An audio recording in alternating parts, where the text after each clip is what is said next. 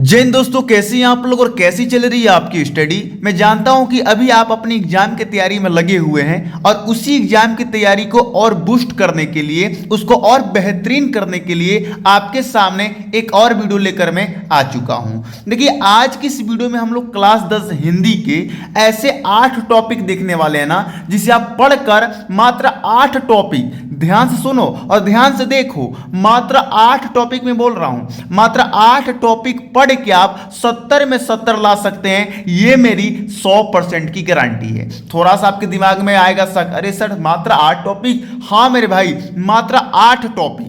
ये 8 टॉपिक यदि आप कंप्लीट कर लेते हो ना, तो मेरी गारंटी नहीं, मैं मतलब 100 तो होता है, लेकिन मैं 1000% गारंटी देता हूं कि इससे बाहर आपके बोर्ड पेपर में कुछ नहीं आएगा। ठीक है, और विश्वास बना के रखिएगा, सभी विषय की तैयारी की जिम्मेदारी यदि हमने लिया है तो जरूर कराएंगे। तो चलिए शुरू करते हैं, इन 8 टॉपिकों पर एक एक करके विचार करते हैं।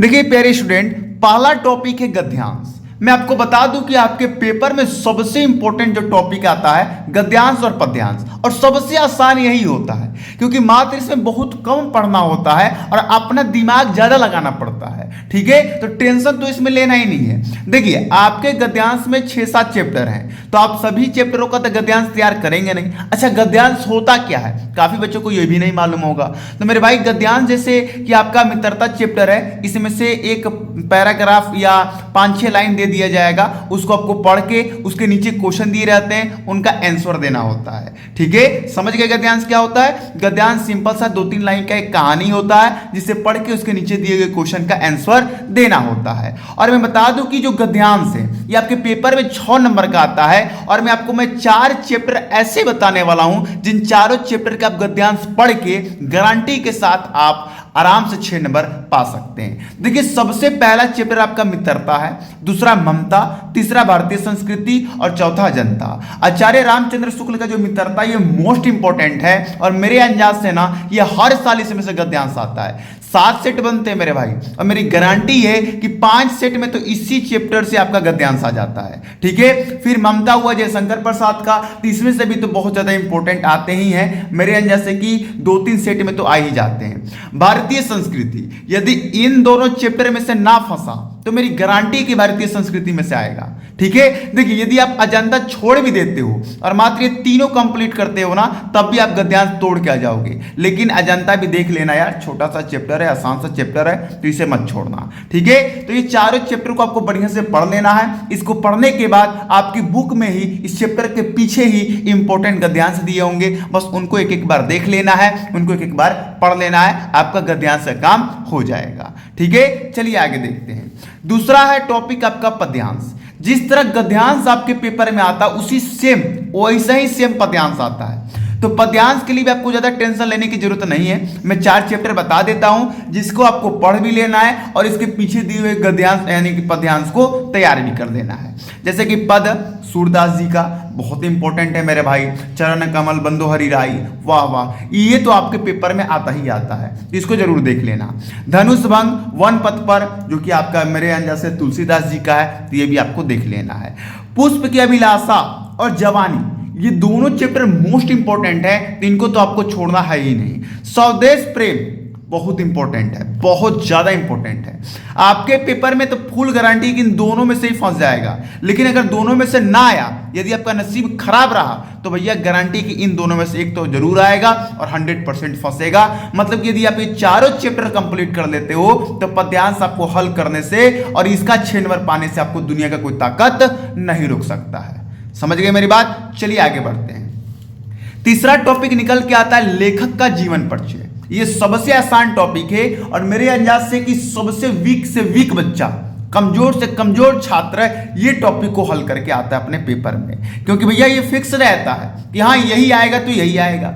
अब ध्यान दीजिए, आपको कौन कौन से लेखक का जीवन परिचय तैयार करना है। रामचंद्र शुक्ल का तैयार कर लीजिए, जयशंकर प्रसाद का तैयार कर लीजिए, और राजेंद्र प्रसाद का तैयार कर लीजिए। आपके पेपर में बोलेगा ना कि नीचे दिए हुए किसी एक लेखक का जीवन परिचय लिखिए, और नीचे 4 ऑप्शन रहेंगे, उसमें से 100% इसमें से फंस जाएगा, गारंटी के साथ फंसेगा मेरे भाई, गारंटी।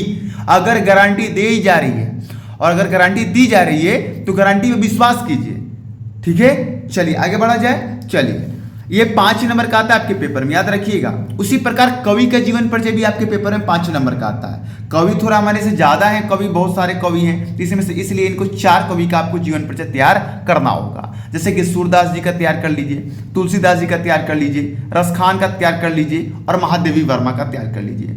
यदि ये चारों आपके तैयार हैं तो समझिए कि कवि का जीवन परिचय आपका तैयार है, और यदि ये तीनों तैयार हैं तो समझिए कि आपका लेखक का जीवन परिचय तैयार है। समझ में रही बात? चलिए आगे बढ़ा जाए। हाँ, एक बात और मेरे भाई, यदि आप बुक से जीवन परिचय तैयार करने बैठोगे तो बहुत समय लग जाएगा। समय लगने का बात वो तो छोड़िए, उसमें बहुत हार्ड आपको मिलेगा जो आपको एक बार में या जल्द से याद नहीं होगा। तो आपको करना क्या है, आपको अपने क्वेश्चन बैंक से याद करना है। हाँ, अब आप कहोगे सर अगर क्वेश्चन बैंक ना है तो, और क्वेश्चन बैंक में भी हार्ड है तो क्या करें हम? तो मेरे भाई टेंशन आपको नहीं लेना है, धीरे धीरे करके मैं सभी का जीवन परिचय आपको प्रोवाइड करा दूंगा, मैं सभी का जीवन परिचय आपको बता दूंगा। ठीक है, ऑलरेडी मैंने बता भी दिया है, लेकिन एक बार फिर से नए तरीके से मैं आपको बताने की कोशिश करूंगा। 5 नंबर टॉपिक देख लीजिए, खंड काव्य।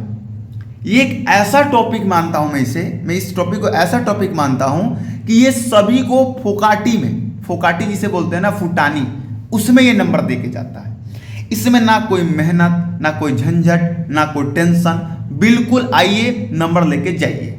इस प्रकार खंड काव्य है। अब आप कहोगे सर कैसे हम खंड काव्य का नंबर ले सकते हैं? सिंपल बात है, मैंने लिखा है अपने जिले के अनुसार खंड काव्य तैयार करो। अपने जिले के अनुसार ये क्या, देखिएगा, यदि आप पहले मतलब अगर हिंदी का क्वेश्चन बैंक देखे होंगे या आप बेहतरीन हिंदी के टीचर से पढ़ रहे होंगे तो आपको मालूम होगा कि आपके जिले के कौन सा खंड काव्य पढ़ना है। ठीक है, तो आप अपने स्कूल के टीचर से, कोचिंग के टीचर से या ऑफलाइन टीचर से पूछिएगा कि सर हमें कौन सा खंड काव्य पढ़ना है, वो आपको बता देंगे आपके जिले के अनुसार। जैसे कि मैं बलिया जिला में रहता हूँ तो बलिया जिले वाले मेरे सारे स्टूडेंट हुए तो मैं उनको बता देता हूँ, तो बलिया जिले वालों सुन लो, आपको कर्ण खंड काव्य पढ़ना है। कौन सा? कर्ण खंड काव्य पढ़ना है, याद रखिएगा। ठीक है, अगर और किसी छात्र को अपना खंड काव्य जानना है अपने जिले के अनुसार तो आप कमेंट जरूर कीजिएगा, मैं इसमें बताने की कोशिश करूंगा। चलिए 6 नंबर आइए। 6 नंबर आपका आता है निकल के श्लोक। बहुत इंपॉर्टेंट टॉपिक है, 2 नंबर का आता है। बोलेगा कि एक श्लोक लिखिए जो इस प्रश्न पत्र में ना आया हो, और इतना आसान, अभी तुम्हारा ये 2 नंबर पक्का करा दूंगा। बस ये 2 लाइन तैयार कर लो, ये 2 लाइन याद कर लो। कौन सा? ध्यान दीजिएगा, थोड़ा सा मैं इधर कर लूं। हाँ, रे चातक सौधान मानसा मित्र क्षण क्षोताम अंबोधा बहावा ही संति गगने स्वरधापी नैता दृश्य। देख लीजिए, आप इसे कॉपी में नोट कर लीजिए, नोट्स बना लीजिए, और मेरी गारंटी कि बस ये 2 लाइन अभी याद कर लीजिए और यही पेपर में आपको लिख कर आना है। 2 नंबर आपकी गारंटी है कि मिल जाएगी। बस ये 2 लाइन याद करो, 2 नंबर लेके जाओ। श्लोक में ये तो है, रे चातक सौधान मानसा मित्र क्षण क्षोताम अंबोधा बहावा ही संति गगने स्वरधापी नैता दृश्य। बस क्लियर हो जाएगा, याद हो जाएगा, बहुत बढ़िया। चलिए अब हम अपने नेक्स्ट टॉपिक यानी कि 7 नंबर टॉपिक पर बढ़ते हैं। 7 नंबर टॉपिक का नाम है निबंध।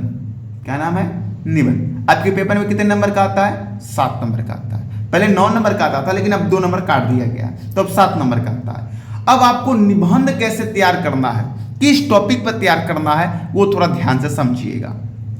मैंने यहाँ पर 5 निबंध लिखा है, लेकिन पहले वाले निबंध पर मैंने स्टार लगाया हुआ है, और ये 4 निबंध तो ऐसे ही लिखा है। अब ये स्टार मैंने क्यों लगाए हैं, ध्यान दीजिएगा। पर्यावरण प्रदूषण ये एक ऐसा टॉपिक है मेरे भाई कि 7 में से 6 सेट में ये आता है, और 1 या 2 साल नहीं, लगातार जब से बोर्ड एग्जाम हो रहा है अब तक ये हर बार पूछा गया है। आपको विश्वास नहीं होगा, जब मैं 10 का पेपर देने गया था तब भी ये आया था, जब मैं 12 का पेपर देने गया तब भी ये आया था। अब सोचो ये कितना मोस्ट इंपॉर्टेंट है। मेरे जैसा कि यदि कोई एक बच्चा इसे ही देख लेता है ना तो उसका निबंध का नंबर पक्का हो जाएगा। लेकिन यदि उसका किस्मत खराब रहा और वो वाला सेट मिल गया जिस सेट में ये नहीं आया, तब क्या होगा? तो हमें तो भाई मतलब हमें चांस नहीं गंवाना है। हमें अगर चांस मिला है, मौका मिला है, तो हमें तो बढ़िया से करना है। इसलिए आपको ये चारों और तैयार करना पड़ेंगे। पर्यावरण प्रदूषण तो किसी हाल में जरूर तैयार कीजिएगा, किसी भी हाल में, ठीक है। उसके अलावा ये 4 निबंध आपको तैयार करने हैं, जनसंख्या वृद्धि, आतंकवाद, बेरोजगारी की समस्या और नई शिक्षा नीति। ये 4 निबंध तैयार करने। टोटल पर्यावरण प्रदूषण मिलाकर 5 निबंध हुए। इन 5 निबंध को आपको तैयार कर लेना है। मेरी गारंटी है मेरे भाई कि इससे बाहर आपके पेपर में नहीं आएगा तो नहीं आएगा। क्लियर बात, आगे बढ़ा जाए। चलिए 8 नंबर आपका टॉपिक है बहुविकल्पीय प्रश्न, जिसमें बच्चों का टेंशन फिक्र हाई रहता है। क्यों? क्योंकि सर इतने सारे हैं, हम क्या याद करें। तो पहले आप ये समझो कि आपके पेपर में जो 20 बहुकल्पीय प्रश्न आएंगे 20 नंबर के, एक बहुकल्पीय 1 नंबर का होता है, तो 20 पूछा जाएगा, यानी कि 20 नंबर का।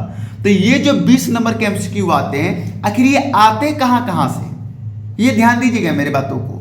तो पहले ध्यान दीजिए, हिंदी गद्य जो आपके आचार्य रामचंद्र शुक्ल, जयशंकर प्रसाद, डॉक्टर राजेंद्र प्रसाद, रामधारी दिनकर, पद्मनाथ पुनालाल बेख्यासी, ये सब जो लेखक हैं, तो इनके जो चैप्टर हैं हिंदी गद्य के, इसमें से 5 एमसीक्यू आपसे पूछा जाता है। फिर हिंदी पद में सूरदास, तुलसीदास, ये सब जो हैं इनमें से 5 पूछा जाता है। यानी कि टोटल कितने हुए?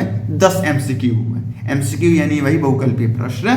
अब हिंदी व्याकरण, उपसर्ग, समास, विग्रह, तत्सम शब्द, ये सब जो है, पर्यायवाची शब्द हुआ, चाहे संधि विच्छेद हुआ, संधि विच्छेद मेरे आंसर कट गया है। तो हिंदी व्याकरण से टोटल आपके पेपर में 10 नंबर के एमसीक्यू आते हैं। मतलब 5 एमसीक्यू गद्य से, 5 पद से और 10 व्याकरण से।